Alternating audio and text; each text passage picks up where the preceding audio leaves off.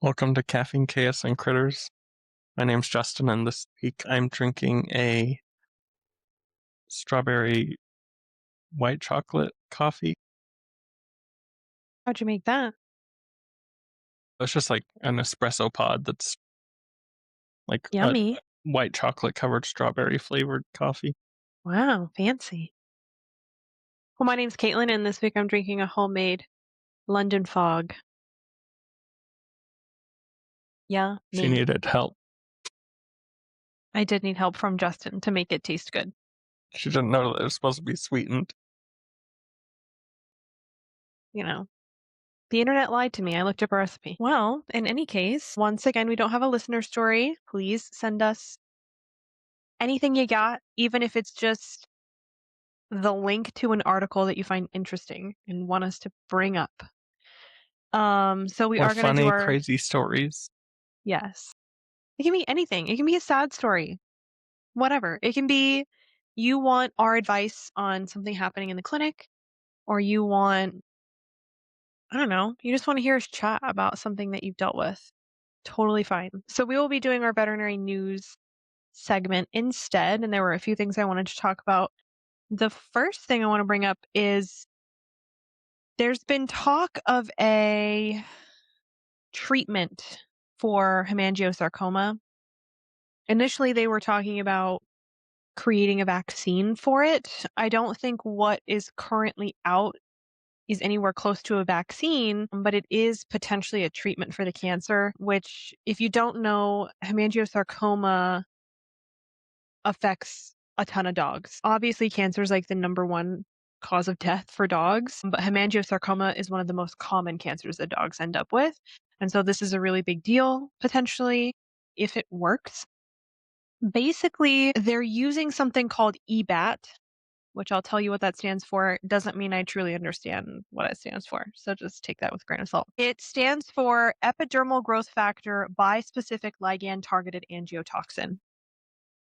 But basically what it does, it says here that healthy cells almost never display like specific receptors.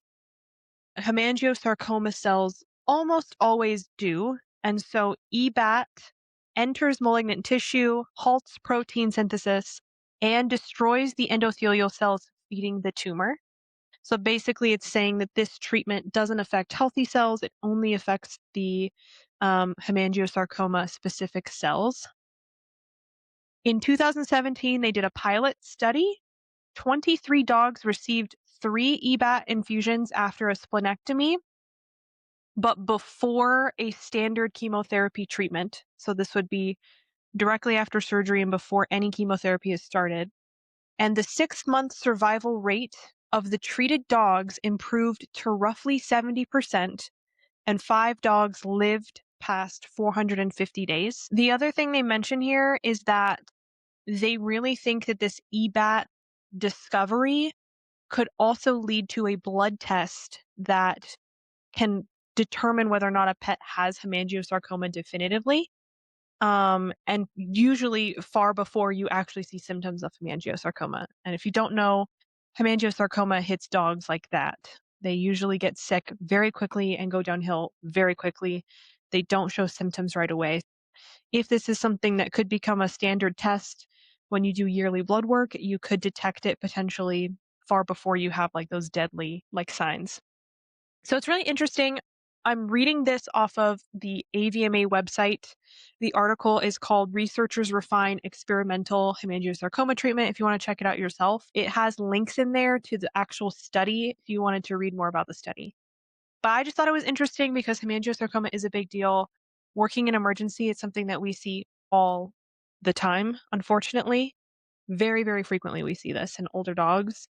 And so having a treatment or even a blood test that could detect it ahead of time, I think would be amazing. So this is really cool stuff. Um, Secondly, this is more specific to Arizona. I know Justin's in Utah, but our governor Katie Hobbs just recently signed, was it like a proclamation? Yeah, a proclamation basically stating that November 8th through the 16th is Valley Fever Awareness Week. And this is just to literally raise awareness of valley fever in Arizona. The cases have been rising a ton in people and in dogs with valley fever. So just raising awareness and promoting research of valley fever is a big thing. So I thought it was pretty cool that the governor of Arizona signed that in and is trying to make the public aware of valley fever because it is serious. And I think the more people who are aware of it, the more likely we'll get research done on it. So, yeah, that's my veterinary news for this week. And for all the people who watch who don't live in Arizona, because valley fever is kind of a predominantly Arizona disease, to be honest. It is a fungal disease that lives in the soil in Arizona.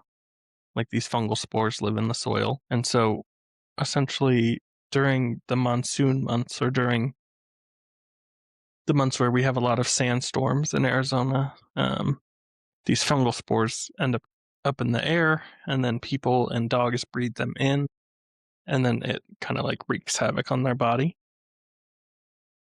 Valley fever is a very interesting disease because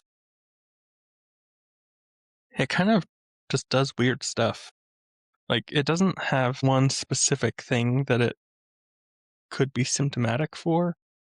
I remember in working ER in Arizona, we would test for valley fever on every patient that we like didn't know what was potentially going on with them and couldn't find a definitive diagnosis, because valley fever can sometimes cause respiratory issues and it can like wreak havoc on their lungs. It can do weird stuff with their bones.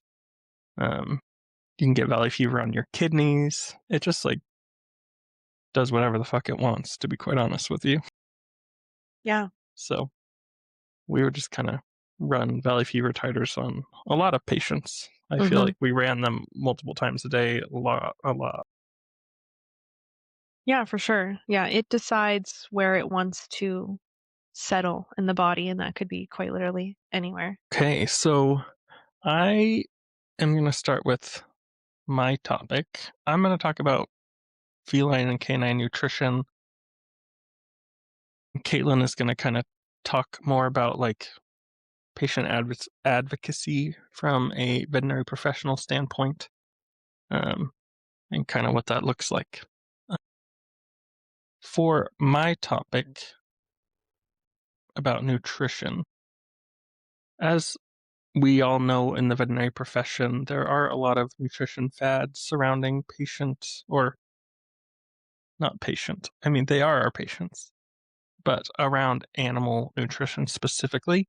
I do think that this has been kind of a rising issue that maybe wasn't an issue before. And I think a lot of like pet food companies are taking advantage of more of our generation where we just kind of like view animals as more of family members, and we're kind of like a generation who does focus a little bit more on our health and what we put in our bodies and exercise. And that's why there's kind of been like a rise in organic products that you see at the grocery store, because our millennial generation is just a lot more focused in on those things. And so because of that, these big companies are starting to come out with these canine and feline diets that are almost pulling at our heartstrings a little bit and make us feel like we need to do better by our animals, which I'm not saying we don't, but there's so much money going into the marketing of animal food products, and there's not a lot of money going into the and supplements. And there's not a lot of money going into the research of these products and what they're doing for our pets and what our pets truly need to live longer, healthier lives. Like if you compare the financial input that goes into studying animal diets versus marketing them, it's astronomical. It's insane. And so a lot of the fads that we're seeing. Did you want to say something? I was just going to ask, is the marketing side, you're saying the marketing side is getting more funding than the research? Yes. Okay. So like the companies are putting money into marketing, but they're not they're not putting any money towards actually researching veterinary diets or animal diets specifically to see if these are truly helping or hurting. It's all just a giant marketing scheme, to be quite honest with you. Some of the big things that we're kind of seeing rise in animal nutrition is grain-free diets are a big thing. People, I think this is like a lot to do with the whole keto thing. They're taking like human fad diets and turning them into like pet fad diets. For sure. So they're making grain-free diets, they're making raw diets that are becoming popular. Fresh food diets are becoming more popular, and people are kind of falling for the marketing schemes that people are putting out onto the internet and to TV. As we know, as veterinary professionals, grain-free diets like a big no-no. There's been a lot of research that it's not the grain-free aspect of the diets themselves that are bad. It's usually what they put in the food to replace the grain aspect of the food, and is causing a huge spike in dilated cardiomyopathy in canines specifically. And this has kind of become researched more regularly. I would say several years ago, the research came out, and there's a good list of diets available on the internet if you ever wanted to look up like the grain-free list of foods that are more likely to cause DCM in canines. That list is available to you if you just search the internet. The other one is the raw diets. Raw diets gross me out, to be quite honest with you. I understand where people are getting this idea that their dogs are descendants of wolves and wolves eat raw, dead animals, so why shouldn't our dogs be eating the same way that their descendants did? But if you really truly look at the anatomy, especially of the digestive system of a wolf versus a dog, there's been a lot of changes that have happened in their domestication. And so their bodies just like are no longer designed to fight off all of those bacterias that come with eating raw food. Correct. I've seen so many animals that were really, really sick that we've had to hospitalize from ingesting contaminated raw diets that made them Yeah. very, very sick. Yeah. I think it also should be mentioned that the breeding that we've done to dogs over many, many years, we've bred them to also be more tolerant of diets that are more similar to what we eat, aka they can process carbohydrates. There's this Mm-hmm. misconception that dogs and canines and even cats can't like metabolize carbohydrates, and that's just not true. There is an enzyme in your saliva that actually begins the breakdown of carbohydrates called amylase. We have it, and so do our dogs. They can break down carbs, and people like think that for some reason they cannot, and they only need to be eating meat. The other thing with the raw diets is that people do them improperly. If you're going to feed raw, if you're going to insist that you feed raw, you do you, boo, but at least do it properly.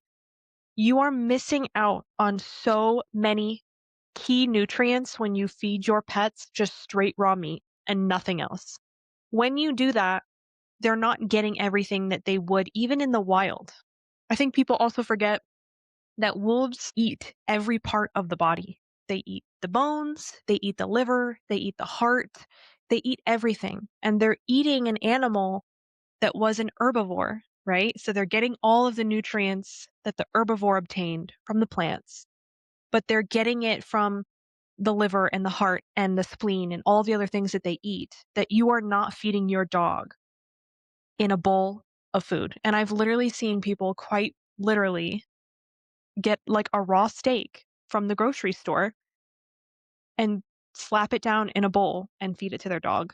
That is not okay. And that also is not providing them the nutrition that they need. If you're going to feed raw, you have to feed every part of the body. You can't just feed one A plus cut of steak. Like you can't do that. The other thing that people forget is that wolves in the wild, their average lifespan is only like 5 years. okay? And they're eating raw meat and they're not getting vaccinated and they don't have flea and tick preventatives. It's completely natural and they live an average of 5 years. So just keep that in the back of your mind when you're thinking about the longevity of your dog and the diet that you feed them. Without vaccines, without manufactured food, without anything, that is how long a wolf is living. So again, there's just this push towards like being more natural, but more natural doesn't always equal a longer, healthier life. We have things that there's a lot of research that's been done on this. And I just think people refuse to look at some of the facts. Mm-hmm. Yeah, that's my discussion on that matter. That's her soapbox. Yeah. And the other thing too I want to say is that I am not out here telling anybody what to feed their dog because people in the raw community they say, you're in Oh the yeah. vet field, you're doing this for the money, somebody's paying you to say this, blah, blah, fucking blah. Like it gets so old. The conversations that you have with these people. If you want to feed raw, I just suggest that you do it like the right way and that you make sure your dog's actually getting all the nutrients they need because they're Mm-hmm. not getting all of the nutrients from a cracked egg, a raw piece of meat. Because I see this shit on TikTok. I know what y'all are feeding, and it is not a Mm-hmm. complete diet for them. And it does cause intestinal issues and vomiting and diarrhea, and they can get bacterial infections. And there's so many things that can happen. You can get literally salmonella from your dog's mouth licking you or licking something Mm-hmm. that you touch and then you putting it in your mouth and then you can get it and you end up in the hospital and you don't know why. And it's because you feed your dog raw meat. But again, not telling anybody what to do, just at least do it the right way. And if you feed your dog raw meat, you have to tell every single person that your dog comes into contact with that that dog is fed raw meat.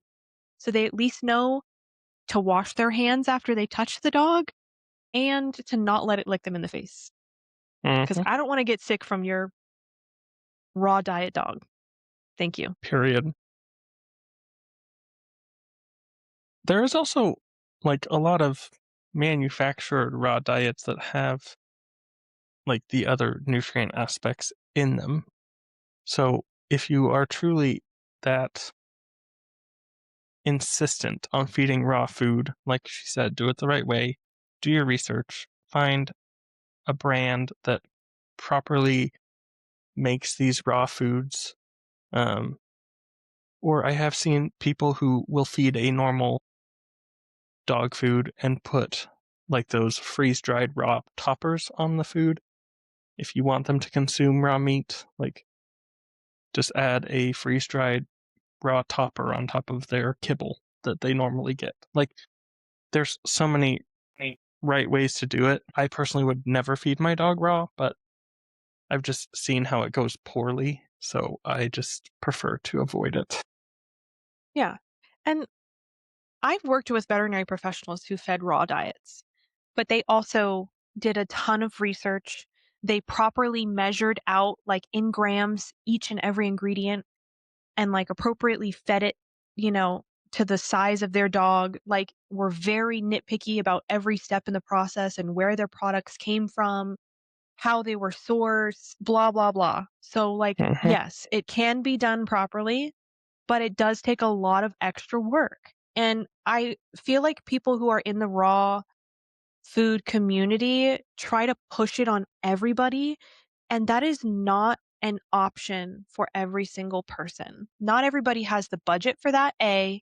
Not everybody has the time for that, B. And not everybody has the ability to find those resources or to find out what is actually appropriate for their dog. It takes a lot of research, a lot of time, and a lot of money to do that. So it's not something that is feasible for every single person who owns a pet. And I don't think there should be shame. Just like they don't want us to shame them, they should not be shaming other people for feeding kibble because it's just not an option for everybody to do it that way. And the same thing can be said for like fresh food diets. Like I know a lot of people want to go that like extra mile and hand home make a fresh food diet that's maybe not raw, but it has fresh food in it that they buy at the grocery store. Just like Kaitlin said, there is a lot of supplement type products that are added to canine food that are required things that they need to survive, just like how we need vitamin C and how we need vitamin D and all these things. Like the dogs also have specific vitamins and minerals that need to be added to their food in order to have optimal health. And so if you're going to make a fresh food diet, there are websites that you can, I believe I don't know if it's like a subscription type of thing, but there's this website that you can like put in your dog's weight and stuff, and they can tell you like, how many grams of this specific thing you need to add to like have a balanced diet. Yep. And I I will think it's tell called you Balance It, isn't it? something like that. But I will warn you, it's a very expensive way to feed your dog. Lots and lots of money. And a lot of Yeah, time and energy goes into that. it's called balanceit.com. So if you want to look it up, you can. My thoughts on the whole like diet thing. If we're being 100% honest, feeding a fresh food diet, if done completely properly and potentially even with the help of a veterinary nutritionist, aka a veterinarian who has now been boarded in nutrition, not some veterinary nutritionist who got a certificate on the internet, two separate Post things. videos on TikTok. If you are doing it properly and you're working with professionals who know what they're talking about, I think that fresh food, homemade diets are the absolute best option for your pets. However, it is not something that I push on everybody. It is not something that I expect anybody to do. It's not something that I personally can do with the way that my life is right now. I just don't have the time to prepare meals for my pets all the time. And so I just do the next best thing, which is the next best diet that is already manufactured, which I think is okay to do. And I don't think Mm-hmm. there should be any issue with that. However, I understand why people want to feed fresh food. If you have a dog who has skin allergies and food allergies, technically the best diet for a dog with specific food allergies or even specific protein allergies is to feed fresh food because it's the only guaranteed way you don't have any byproduct of that protein in the dog food. It is the only guaranteed way to eliminate it from their diet is to feed it yourself, make it yourself. But again, it is difficult to balance it.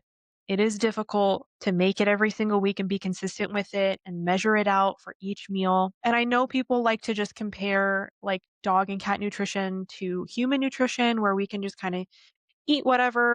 We have this huge variety of foods that we choose from all the time.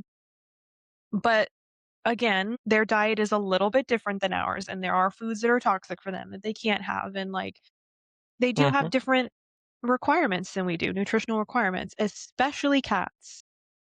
And there isn't even a ton of research on cat diets either, if I'm being completely honest. There is in like the prescription realm, and like some of the veterinary diets have a ton of research with cat nutrition. But I think that cat nutrition is something that needs way more research than it has had, and something that we don't even really understand because again, cats aren't as domesticated as dogs at this point. So, Yeah. yeah. And cats are far more close to an actual carnivore than a dog is too. Yeah. Yeah. That is why like cat food is probably more similar to like what the cats would eat in the wild if they were wild animals.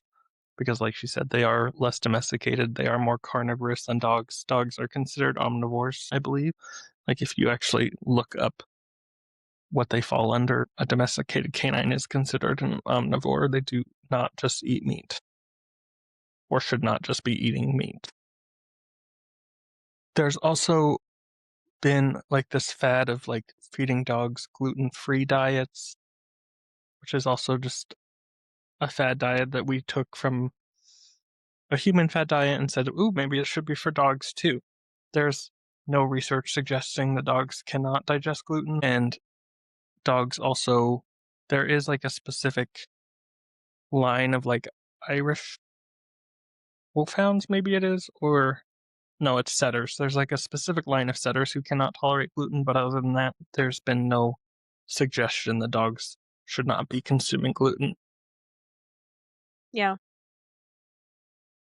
I will say that I do think that this all comes from like a good place from owners, and we want to feed them like the best thing that we can, and we want to treat them like they're our family. But I highly, highly suggest that you do your research and make sure you're doing things the right way. If you cannot afford, a fresh food diet, that's okay. But I definitely suggest that you buy a high quality kibble. Majority of the kibble you're going to find at a grocery store is not high quality food. Grocery stores just like do not sell high quality diets. And a lot of the diets that we're seeing in the grocery store are the ones that are being recalled, and they're the ones that are being tested and found to have toxic things in them. And so I personally am the only food I will feed my animals is either Purina, Royal Canin, or Hills. Those are like the only 3 diets that I use. And I'm not talking about the Purina that you buy at the grocery store. I'm talking about Purina Pro Plan specifically. Any brand of food that makes prescription diets, I trust, because I know that those companies are putting financial backing behind research and making sure that these foods are safe and good for your dogs. So those are my main diets that I like to recommend and tell people to feed their animals if they want a more kibble diet for their pets. I will say about like the whole grain-free thing. There is some people who think that their dogs potentially are going to be allergic to like corn or allergic to certain products within a grain diet. But I work with dermatologists. I know a lot about canine allergies, and majority of canine allergies stem from proteins. Dogs are more likely to be allergic to either chicken, fish, salmon, duck, whatever you have it, whatever protein is in the diet, that's most likely what they're having a reaction to if they are having food Yeah. allergies. And the only way to definitively rule that out is elimination trials. That's the only way to Mm-hmm. know. You can't just decide tomorrow that your dog's allergic to corn and switch foods and it does better. For all you know, it was something completely different. The only way to know is to eliminate things. And For unfortunately, 8 to the 12 weeks, by struggle, the way. yeah, one of the main struggles that I think people face with canine allergies is typically because their dog is allergic to some environmental thing. It's usually environmental allergies that are specific to where you live, and unfortunately, eliminating those are practically impossible. Yeah. Yeah. But we can go on a whole nother tangent about allergies. That could be like a whole nother episode. So I won't go down that rabbit hole. But that's kind of all I really had regarding diets. I just wanted to reiterate that, I want people to just make sure they're doing their research and ensuring that they're feeding something that is good quality and helps maintain the life of their pet and gets them all the nutrition that they need. Yeah. For sure. Like you said, there's so much like misinformation on the internet. It's really easy to fall for, like you said, some of the marketing schemes that some of these companies are using. And I will say, if we're on the topic of recalls, a lot of these new, fresh food, holistic, whatever companies that are coming out are a lot of the ones that are having these major recalls, AKA pet deaths, secondary. And like you said, if they're not putting money into research to make sure that the food is actually good for pets or that it is safe for pets, that's what happens, is that you get really sick pets or even death from some of these diets. And that's from them being just either having, like you said, toxins in them or bacteria that can be deadly. So just be aware of what you're feeding. It's okay if you want to feed something other than kibble. Just make sure you're doing it properly.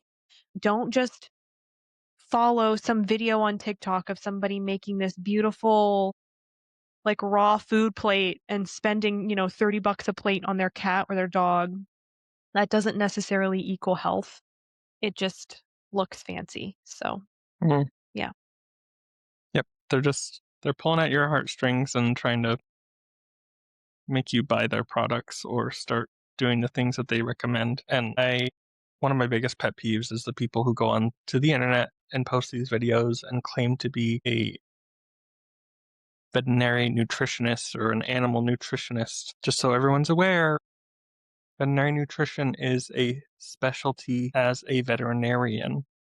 Like, I mean, I'm sure there's other forms of veterinary nutritionists that can like get degrees and things like that, just like humans have nutritionists. But a lot of them are typically veterinarians who do a residency in nutrition specifically, um, and then become a nutritionist that way. It's not a huge specialty. I don't think it's like a very common one that people explore or pursue, but I just think the market doesn't really allow for it to be that big at this point. which is I've never heard crazy of anybody considering seeing a nutritionist for so their many dog. people want to feed different diets, but none of them are willing to see a nutritionist about it. It is what it is. It is what it is. Oh, and I did also want to mention one last thing. Some of these fresh food diets that people are buying on the internet or from these like big name brands, like for example, the farmer's dog is a really big one. They have actually made it onto the DCM list as a grain-free diet that causes dilated cardiomyopathy, just so everyone's aware.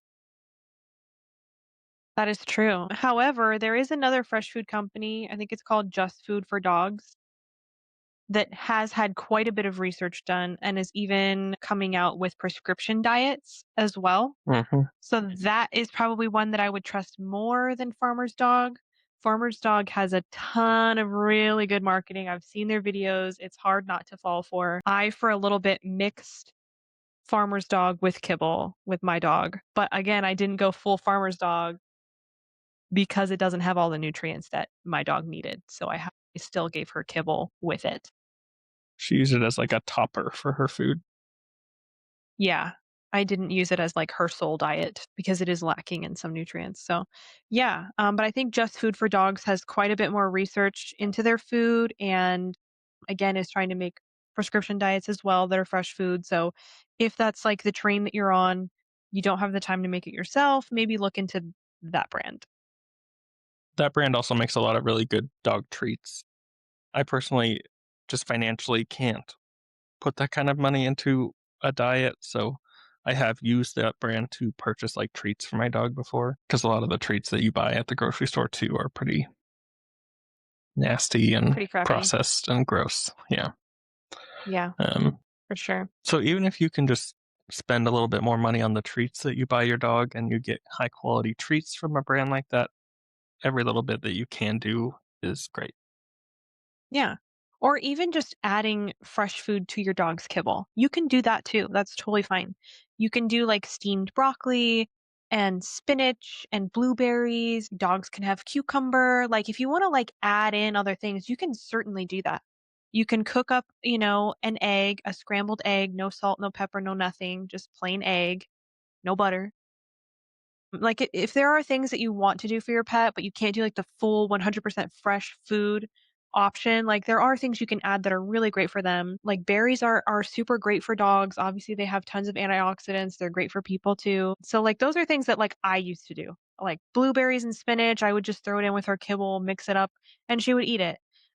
So, like, there are things you can do if you just wanna add things in that are fresh or that even give your dog a little bit of variety. Because I know people also like I've talked to people who are like, "I feel bad giving them the same thing every single day." So if there are things you wanna, like, add in there to, like, spice it up for them, I guess, you can do that. That's totally fine.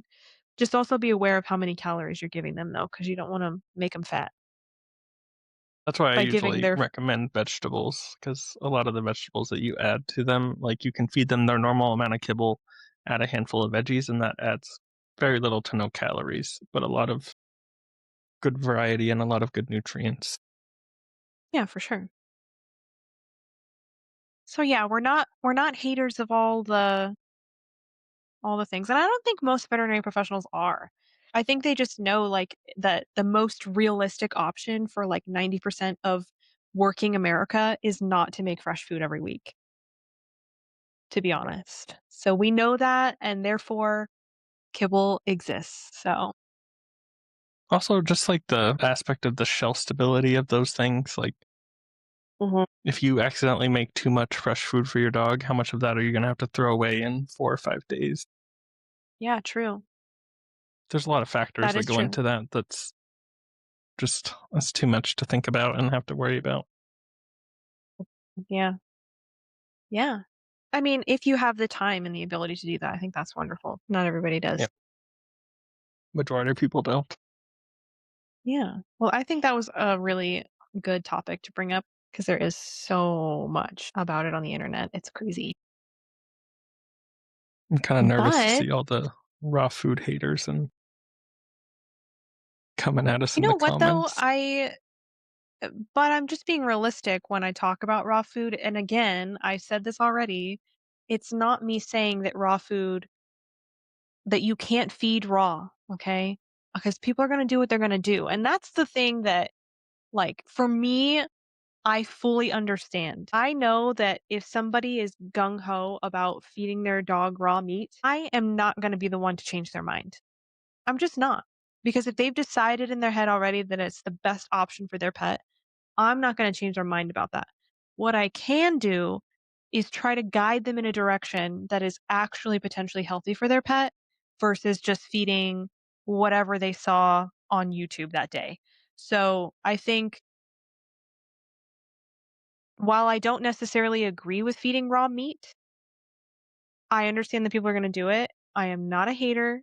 Just please make sure that you are, again, doing your research, doing it properly, making sure that your pet is getting all of the nutrients they need.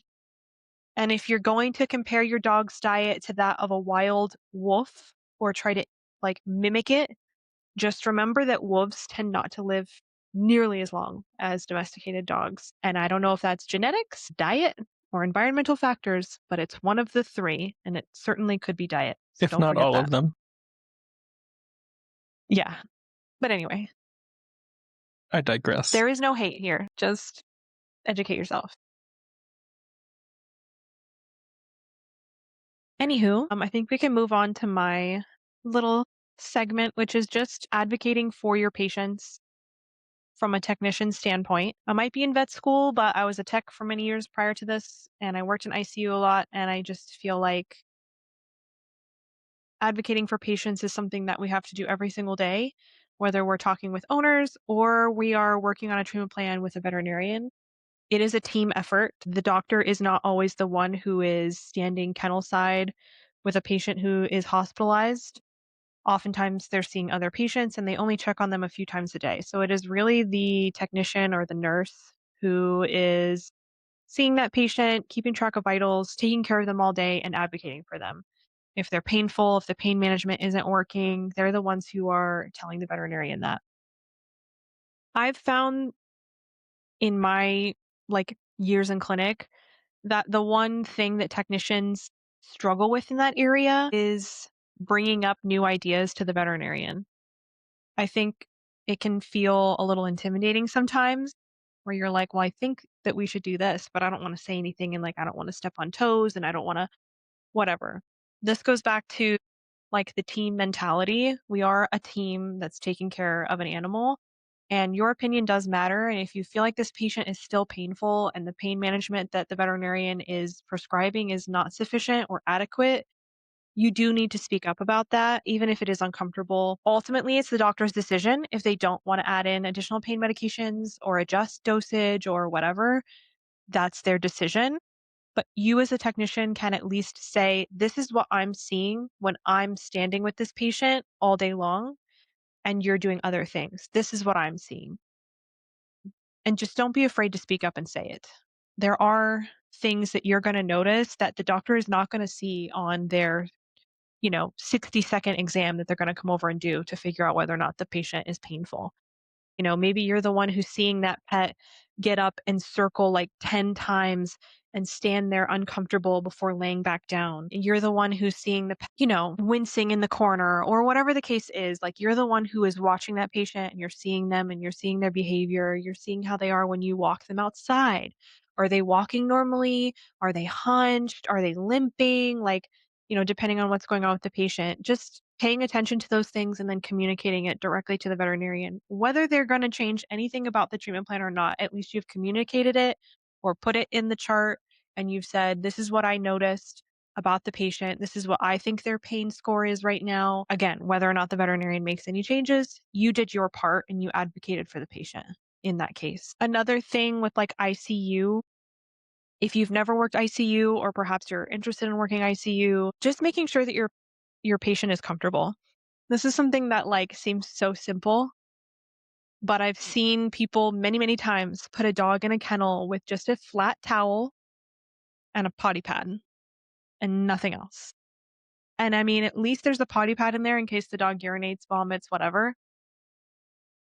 But that is not comfortable for your patient, right? They should have bedding, a blanket, a cushion, a mat, something in there that is more comfortable than just a towel on the bottom. When your dog is at home or your cat is at home, they are not laying on a metal floor with a towel. They're laying on your couch, they're laying in their bed that you bought for them, they're laying in your bed, they're sleeping on a pillow.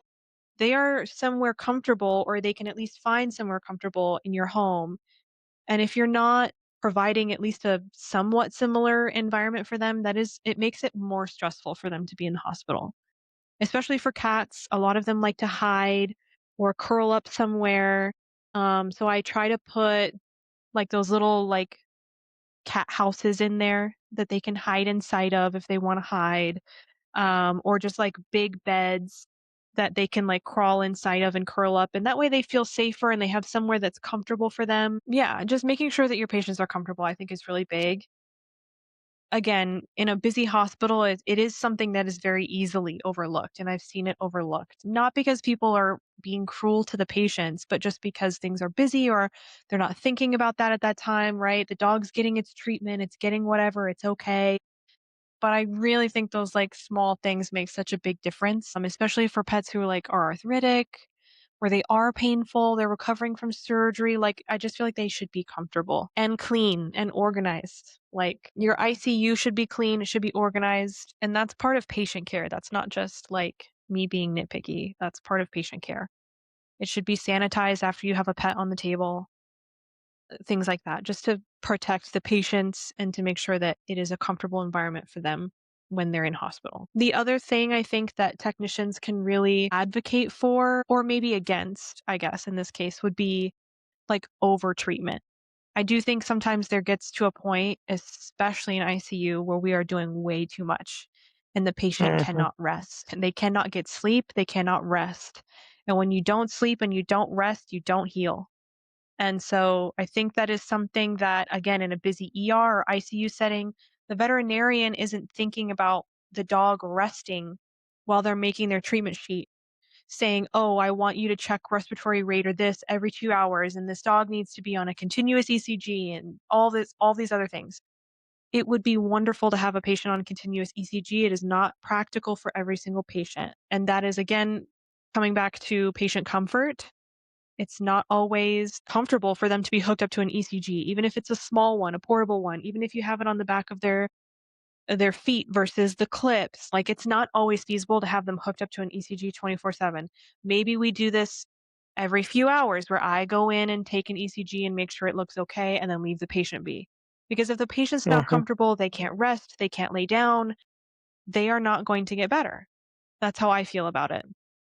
The other thing too that I think we forget about often with patients who are in hospital is the lights. When you have lights on 24/7, it is really difficult to get proper rest.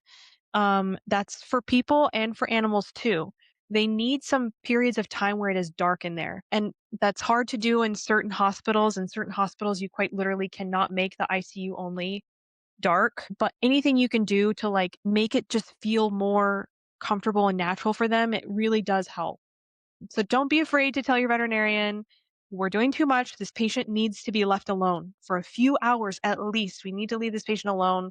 I do not want to do any treatments. It needs rest. It seems like a small thing, but it is not. It was something that I always like was bothered by. I was like, we can move this treatment to the next TPR so that I'm not going in and out of the kennel every 5 seconds bothering this patient while it's just trying to sleep.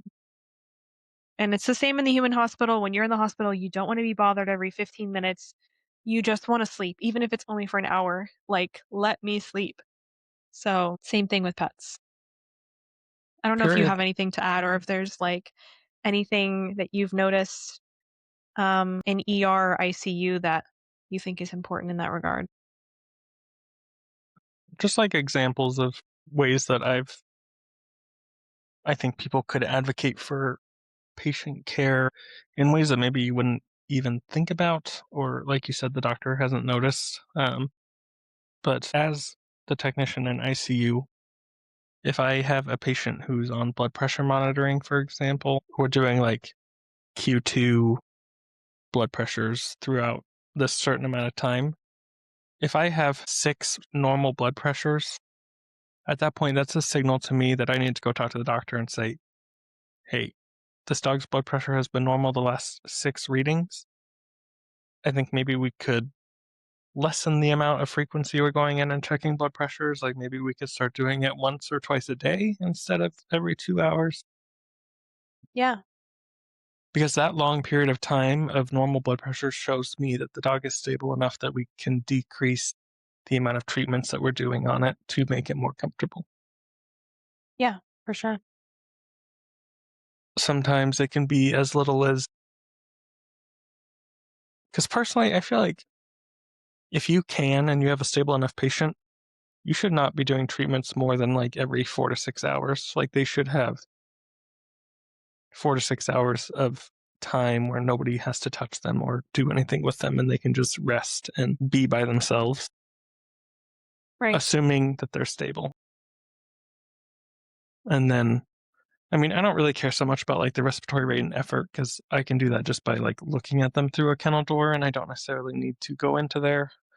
And I know that's super um, appropriate and like in certain scenarios it's super necessary, especially with like cats and things. Um, For sure. Another thing I wanted to touch base on is I am a huge advocate for using burettes in most patients who it's warranted. I think any cat should have a burette, and I think any dog that's like 10 kgs or less should have a burette Yeah, I agree with that. because fluid pumps are mechanical objects. They can be faulty. They can administer too much fluid. Mechanical objects are prone to making mistakes and like breaking and not working and functioning properly. And so if you work in a specialty ER facility who doesn't have some sort of protocol for that, I highly recommend trying to bring up having like a 10 kg or less. Every patient that is that weight or less needs a burette to help avoid any type of failure that could cause fluid overload without us even knowing it. Yeah. And that is something too that technicians are typically monitoring for is fluid overload, whether you're just monitoring the like amount that the pump is actually giving the patient or you're monitoring for like clinical signs of fluid overload. So that is something to watch for and definitely bring to the attention of the veterinarian if you're noticing, or if you're noticing like lung sounds all of a sudden that weren't there before, or the heart sounds different, anything like that. Like that's something to bring up just to make sure that we are giving the appropriate amount because it can happen, especially with patients that we need to give large amounts of fluids to for whatever reason. You know, if we're slamming fluids into them, while it may be necessary, sometimes it can lead to that fluid overload. Yep. And smaller patients and cats are just like more prone to fluid overload or things that have underlying heart conditions that we maybe don't know about. We can throw them into heart failure Yeah. very easily. Yep. Yep. So, Yeah. I actually got a great example of that in class. They had a GDV come in and it was a Great Dane. And typically with a GDV, we hook them up to fluids ASAP and we are slamming it in. I mean, I've seen doctors put 2 IVs in and literally a liter going into each leg at the same time, like slamming them with fluids. I guess the technician was worried about the way that the heart sounded or something along those lines. Like she suspected that there was something going on with the heart. She said something briefly to the doctor about it, But the doctor was like, "It doesn't matter, like, we gotta do this." And she felt like she should have potentially advocated harder for that patient in that scenario, but it turns out that it did have congestive heart disease, and they slammed the fluids in, fluid overloaded the heart, and it did result in the patient passing, unfortunately. And so that is something just to be aware of. If you notice something that the doctor doesn't, like, please, please, please say something, speak up, and tell them, if you want to do this, like, I'm not comfortable doing it. I don't agree with it. I've said that before to doctors where I've been like, if you want this done, you better find a different technician because it's not going to be me. I do not agree with it. I will not do it. I don't feel comfortable in this situation. I've absolutely said that to them before. So if you really strongly feel that a treatment is going to do more harm than good, you need to speak up and you need to say that because I've done it a few times and it resulted in changes. Um, Sometimes you gotta be a little harsh about it. I know it's uncomfortable, but if it means that your patient will do better, it's worth it. I do want to mention too that this is no hate against veterinarians. I am not by any means saying that technicians know more or are better or that veterinarians are just out here messing up. What I am saying is that it's a team effort and that sometimes because our job is different and our role with the patient is different, as a technician or as a veterinarian, we may notice or see different things or understand things differently, or we see things from a different perspective, maybe that they're not seeing it from because they are working a different job and their mind is occupied by different things. So, this is not to say that veterinarians, that I've worked with or that have made mistakes in the past are not good doctors. It's just that we are looking at things from a different perspective. We have different experience and we are working different jobs. And so we should be working as a team so that together we can come up with the best treatment for the patients. It's no hate against one side or the other. And I don't want to pit like technicians versus veterinarians. Like, I don't want that to happen. I just think that if you're noticing a coworker, whether that's another technician or a veterinarian, potentially doing something that you think is not great for the patient, then just make sure you speak up about it in a nice way. You don't have to like be mean to somebody. But again, it's a team effort to take care of the patient. And that should be like the thing that you're worried about more than anything. And I promise you, any good doctor you work with is not going to be upset about you questioning them or throwing ideas at them. And if they are upset at you for those things, I personally wouldn't recommend you continue to work there because that's just like a really toxic thing, a toxic trait. And I think that a doctor acting that way could seriously lead to a lot of dead patients because they are simply humans and they can make mistakes just like anybody else.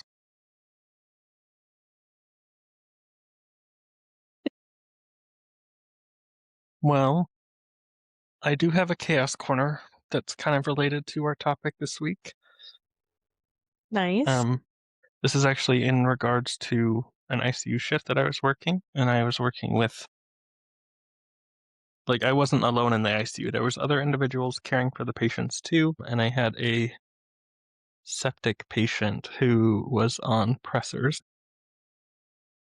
And if you ever have worked in ICU and you've dealt with pressers, they do go on a syringe pump typically because it's going to be a CRI that's administered at a certain dose per kg per minute or whatever your rate is going to be because the medication itself has such a short half-life in the body that they just need like a constant rate infusion of it. Obviously, if you have a patient on pressers, they're not anywhere near stable. Like if they're no longer on pressers, then their blood pressure plummets and then they can code and die and it's really bad. But I was working with another individual in that ICU who maybe doesn't have as much training or knowledge as your average person does. Like they were technically not a technician, they were a technician assistant. And my norepi CRI had run out of medication. So the syringe pump is beeping. The TA is just used to, seeing a syringe pump and it has unison on it. And if it beeps, that means you put a flush on it and then you put the syringe pump away. So as you could probably put together. This patient's syringe pump ran out, this TA put on a flush, and then put the syringe pump away and did not notify the technician that this patient had run out of a medication that was keeping the dog alive. Fortunately, because the dog was on pressors, we were checking blood pressures really regularly. I think we had pretty much continuous blood pressure monitoring on this dog. And so the dog still lived. It went home. It did survive through treatment, but we were able to identify that the blood pressure was dropping, and then we concluded that the norepinephrine had been run out and it was no longer on the medication. So we were able to intervene very quickly and prevent the dog from coding. But that was my chaos corner that I could think of that kind of related to our topic of patient care and advocacy. Yeah, no, that's a really good one. And that is definitely something that happens a lot. With like new people in the field or people who are in training or maybe just haven't done ICU before. It is unusual to like see a patient that's on a syringe pump for like hours and hours and hours. But this is like a just a reminder to communicate effectively when you're doing things. Mm-hmm. If you touch anything in an ICU and you are not the ICU technician who's taking care of those patients or has sole responsibility, you tell them. If a pump was beeping and an ICU technician was not able to get to the pump, even if I'm just resetting the fluid for another few hours, I don't know if the plan is to change the fluid rate. I don't know if we're staying at this. Is this a bolus? I have no idea what's going on with that patient. If I reset a fluid pump to get it to stop beeping, I will reset it for 1 hour and I will tell the technician immediately, hey, I know you're busy. I reset this pump for you. Please go check it when you're done so that they know that I messed with their stuff and just to go check it. It Mm-hmm. sounds like annoying to be like that, you know, over the top, but like mistakes are made that way when other people are touching your things. Mm-hmm. And I guess that kind of leads me to a chaos corner, just reminded me. Um, I remember setting up for a procedure, and obviously, when you set up for anesthesia, you have to check that there are no leaks with the anesthesia machine. And that does require closing what's called the pop off valve for just a brief moment before you open it back up and make sure everything's good to go. If you keep that valve closed, it can kill your patient. And I just remember I set everything up and I had another experienced technician helping me. And I think she was just trying to be helpful, and I had kind of set everything up, and she went over before we, like, got the patient down and rechecked everything that I had set up, which is fine. I don't mind people double checking, but she did do, like, a pressure check on the machine, and she forgot to reopen the pop-off valve, and I didn't know that because when I checked it, I reopened it, but when she checked it, she did not reopen the valve. Luckily, as soon as I hooked the patient up, I noticed that the bag was not deflating and I noticed it I like disconnected the patient immediately and nothing came of it. But that can happen where like other people come in and like mess with your things, and if they don't communicate, "Hey, I did this," so that you know to double check, um like that can cause like serious issues. If I hadn't noticed it right away, there's definitely a chance that patient could have serious either ended up in the ICU secondary to it or didn't make it out of Died. anesthesia secondary to it. Yep. So, that being said, after that happened, I always, as soon as I intubate the patient, check now. Even if I was the one who set it up, I'm like, make sure the pop off valve is open because that just scared the heck out of me. Because even if it only happens for like 5 seconds, I'm like, oh my God, panic. And I feel like that happened to me more than once, honestly. But I'm so scared of it now that like I will always, always, always check it if I'm intubating a patient. Like as I'm intubating them, like I'm checking that because I don't want to hook them up and have that thing get closed. So communication is key for sure. Well, and for anybody who doesn't know why that's serious, the lungs are only designed to be able to take so much pressure. And we measure the pressure in millimeters of mercury, and anything above 20 millimeters of mercury can cause lungs to quite literally pop like a balloon. Mhm. And so when you have that pop-off valve closed and they're not able to release any of that pressure, the worst case scenario is that their lungs quite literally explode into their chest, and it's not something that we can really fix or remedy. If it's serious enough, they will die pretty instantly, and there's literally nothing that can be done to fix it. So it's a really serious thing, and it's definitely something to keep in the back of your head if you're doing anesthesia. Yeah. Another thing that can cause that is just hooking up those oxygen lines to the end of an ET tube. You cannot do that because they can't exhale.